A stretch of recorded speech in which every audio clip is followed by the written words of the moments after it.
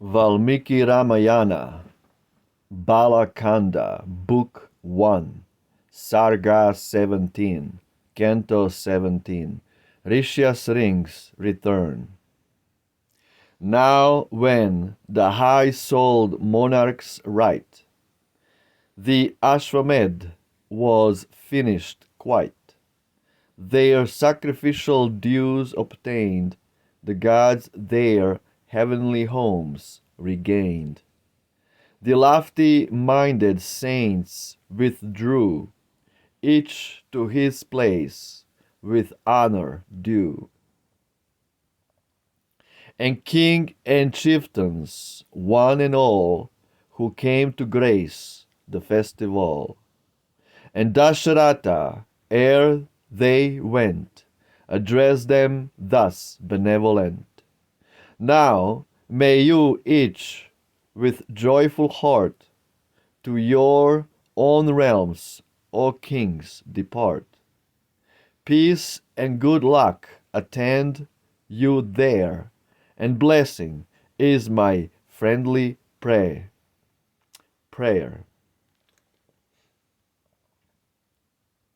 Let cares of state each mind engage, to guard his royal heritage. A monarch from his throne expelled, no better than the dead is held. So he who cares for power and might must guard his realm and royal right. Such care a meed in heaven will bring, better than rites and offering. Such care a king his country owes, as man upon himself bestows. When for his body he provides raiment and every need besides, for future days should king foresee, and keep the present error free. Thus did the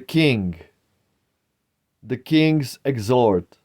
They heard and turned them from the court, and each to each, in friendship bound, went forth to all the realms around. The rites were ere, the guests were sped, the train the best of Brahmans led, in which the king with joyful soul, with his dear wives, and with the whole of his imperial host and train of cars and servants, turned again, and as a monarch dear to fame, within his royal city came. Next Rishyasring, well-honored sage, and Shanta sought they hermitage. The king himself, of prudent mind, attended him with troops behind. And all her men the town outpoured, with Saint Vasishta and their lord. And all her men the town outpoured, with Saint Vasishta and their lord. High mounted on a car of state, air canopied fair Shantas sate. High mounted on a car of state, air canopied fair Shanta sate, drawn by white oxen, while a band of servants marched on either hand. Great gifts of countless price she bore, with sheep and goats and gems in shore. Like beauty's self the lady shone, with all the jewels she had on. As happy in her sweet content, peerless amid the fair she went. Not Queen Paulomi's self could be more loving to her lord than she. She who had lived in happy ease, honor with all her heart could please, while dames and kinsfolk ever wide, while dames and kinsfolk ever vied to see her wishes gratified. Soon as she knew her husband's will, again to seek the forest still, was ready for the hermit's cot, not murmured at her altered lot. The king attended to the wild, that hermit and his own dear child, and in the center of a throng of noble courtiers,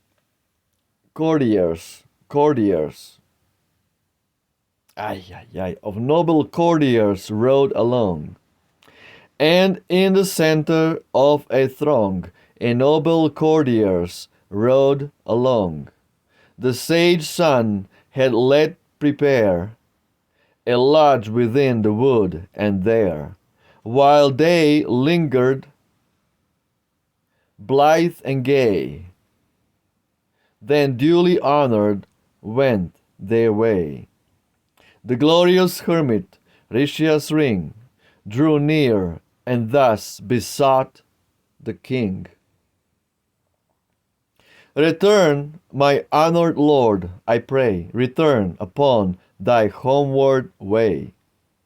The monarch with the waiting crowd lifted his voice and wept aloud, and with eyes dripping still to each of his good queens he spake this speech.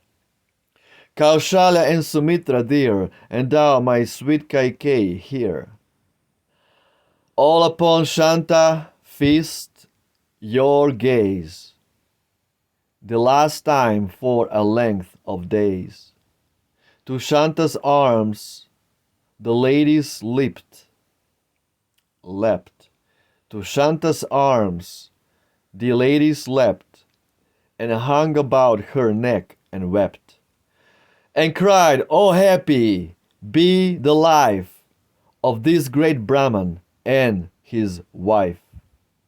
The wind, the fire, the moon on high, the earth and streams, the circling sky, preserve thee in the wood, true spouse, devoted to thy husband's vows. And O dear Shanta, ne'er neglect to pay the dues of meek respect to the great saint, thy husband's sire, with all observance and with fire. And sweet one, pure of spot and blame, forget not thou thy husband's claim. In every change, in good and ill, let thy sweet words delight him still. And let thy worship constant be, her Lord is woman's deity. And let thy worship constant be, her Lord is woman's deity. Yeah, feminists cannot digest this. To learn thy welfare, dearest friend, the king will many a Brahman send. Let happy thoughts thy spirit cheer, and be not troubled, daughter dear. Those soothing words the ladies said, and pressed their lips upon her head. Each gave with sighs her last adieu, then at the king's command withdrew. Each gave with sighs her last adieu, then at the king's command withdrew. Adieu, I guess addio. Italian, addio, ciao. Bye-bye. Bye-bye. The king around the hermit went, with circling footsteps reverent, and placed at Rishyasring's command some soldiers of his royal band. The Brahman bowed in turn and cried, "My fortune never leave thy side." May fortune never leave thy side. Almighty King, with justice reign, and still thy people's love retain. He spoke and turned away his face, and as the hermit went, the monarch rooted to the place, pursued with eyes intent. But when the sage had passed from view, King Dasharatha turned him to, still fixing on his friend each thought. With such deep love his breast was fraught. Amid his people's loud acclaim, home to his royal seat he came, and lived delighted there, expecting when each queenly dame, upholder of his ancient fame, her promised son should bear. The glorious sage his way pursued, till close before his eyes he viewed sweet Champa, Lomapad's fair town, wreathed with her champak's leafy crown. Soon as the saints approached, he knew the king to yield him honor due. Went forth to meet him with a band of priests and nobles of the land. "Hail, sage!" he cried, "O joy to me! What bliss it is, my lord, to see thee with thy wife and all thy train returning to my town again. Thy father honored sage is well with thy father honored sage is well, who hither from his woodland cell has sent full many a messenger for tidings both of thee and her." Then joyfully, for due respect, the monarch bade the town be decked. The king and Rishyasring, elate, entered the royal city's gate.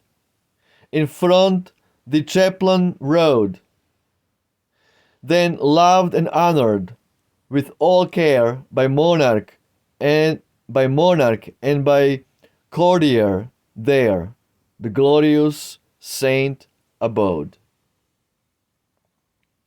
Jai Valmiki Ramayana ki jai. Footnotes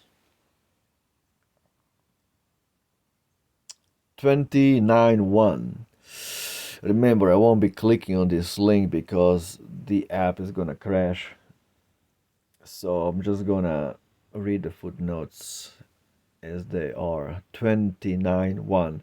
This canto will appear ridiculous to the European reader, but it should be remembered that the monkeys of an Indian forest, the bow deer, as the poets call them, are very different animals from the Turpisima bestia that accompanies the itinerant organ grinder or grins in the zoological gardens of London. Milton has made his hero, Satan, assume the forms of a cormorant, a toad, and a serpent, and I cannot see that this creation of semi-divine vanaras or monkeys is more ridiculous or undignified. Wow. What's going on here? Oh, what's going on here? Is this Mr. Sir Griffith having a monologue and talks about his thoughts about this part of Ramayana, this chapter of Ramayana. So much information here, so much information. And it just shows like how much this Sir Griffith was impressed with Ramayana and is interested into knowing more. So much information. Yes, the monkeys were called the bow deers, the deers of the tree. The monkeys of Ramayana, they were also called Mount Leones, the lions of the mountains, and the lions of the trees. So they had characteristics of the swiftness of a deer and the strength of a lion. So there are different descriptions of these creatures, so-called monkeys of Ramayana. They were not like just like regular monkeys. They were much more superior to regular monkeys in shape and form and strength and everything. Although, although don't get me wrong, monkeys, chimps and all kinds of monkeys. They're strong. They're strong and fierce. Actually, they're fierce. They can fight for sure. Bite and fight with tooth and nail. So it seems like our